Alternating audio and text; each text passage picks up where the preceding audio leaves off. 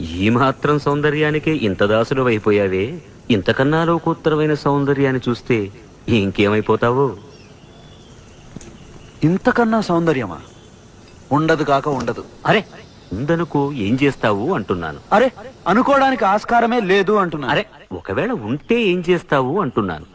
ఇంతకన్నా ఆనందప్రదమై, ఆద్యంత రహితమై, అనంతమై, నా హృదయమంతా నిండి నన్ను తనలో నింపుకునే సౌందర్యమై ఉంటే అరే ఉండదయ్యా స్వామి. అరే ఉంటే ఏం చేస్తావయ్యా? ఆ సౌందర్యానికే దాసోహం అంట. అయితేరా చూపిస్తాను.